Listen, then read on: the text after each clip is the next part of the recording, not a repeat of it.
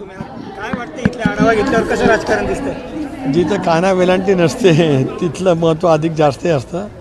एकंदरीत मी 2 दिवस अहिल्यानगर किंवा नगर जिल्ह्याच्या दौऱ्यावरती आहे. लोकसभेच्या निवडणुकीच्या निकालाच्या नंतर कार्यकर्ता पूर्ण निष्ठेने आत्मविश्वासाने अजितदादांच्या सोबत नक्कीच त्या ठिकाणी आहे. जो निर्णय आम्ही घेतलेला आहे त्या निर्णयाच्या दृष्टिकोनातून लोकसभेमध्ये जे काय नॅरेटिव्ह सेट करण्यात आलं देशपातळीवरती राज्यपातळीवरती त्याचा परिणाम नक्कीच निकालाच्यावरती त्या ठिकाणी झाला.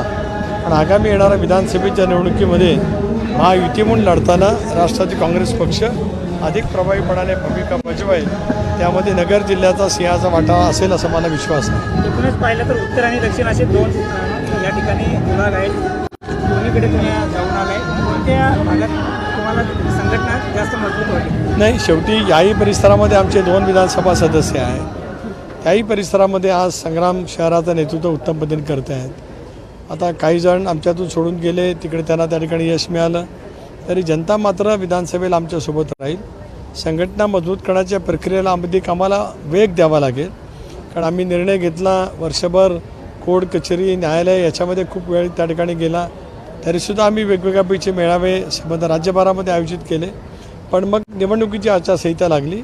आता अधिक लक्ष आम्हाला संघटनेच्या वतीमध्ये केंद्रित करायचं आहे. माझ्या दृष्टीने दोन्ही जिल्हे पक्षाच्यासाठी अनुकूल आहे. अजित पवार अनेक आमदार संपर्कात असल्याचा दावा रोहित पवार रोज वेगवेगळे दावे करतात. पक्ष सोडतील असं त्यांचं मत आहे.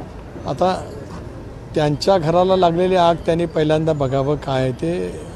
प्रदेशाध्यक्षा बाबतीमध्ये स्वतः त्यांनी काय वक्तव्य केली, मुलाखतीत असताना त्यांनी काय वक्तव्य केली त्याचा पहिला निर्णय बघावा आणि मग आमच्या बाबतीमध्ये बोलावं. आता बघू. आता उद्या आम्ही बसणार आहोत एकत्रितपणाने. जेवढ्या संख्याबळाच्या नुसार आणि प्रेफरन्शियल वोटिंग आहे, जेवढ्या संख्याबळाच्या नुसार आमच्याकडे जागा येतील. मला असं वाटतं आमच्याकडे जे संख्याबळ आहे आणि आता आमदारांची संख्या जी लोकसभेमध्ये निवडून गेल्याच्यामुळे आहे, त्यामुळे 2 जागा आमच्या नक्की त्या ठिकाणी निर्वाचित होतील. परतीचे दार मात्र आता बंदच झाले आणि कोणाला जाण्याचाच विचार नाही, त्यामुळे परतीचं काय. आमच्याकडे येण्याचे दार आता हे वाटचाल सुरू झालेली पाहायला मिळेल. 127 मतदारसंघ आहेत मराठा बोल. त्या ठिकाणी मनोज जरांगे यांनी सर्वेक्षण केल्याचं त्यांनी सांगितलंय. जर आरक्षण मिळालं नाही तर आम्ही विधानसभेच्या निवडणुकीत उतरू असा इशारा दिलाय. कसं पाहता ते जर या निवडणुकीत उतरले तर? एकतर मनोज जरांगे पाटलांनी मराठा समाजाच्या आरक्षणासाठी एक लढा अतिशय त्यांच्या पद्धतीने त्या ठिकाणी दिला. त्याला फार मोठ्या प्रमाणावरती पाठबळ समाजाचं नक्कीच त्या ठिकाणी मिळालं. महाराष्ट्राचं सरकारसुद्धा मराठा समाजाला आरक्षण देण्यासाठी वचनबद्ध आहे. ओबीसीच्या आरक्षणाला धक्का न लावता ते आरक्षण मिळालं पाहिजे ही भूमिका आहे. मला असं वाटतं की आरक्षणाच्या संदर्भातली भूमिका ही राजकारण विरहित त्या ठिकाणी ठेवावी. शेवटी त्यांचा निर्णय घेण्यामध्ये ते लोकशाहीमध्ये सक्षम आहेत.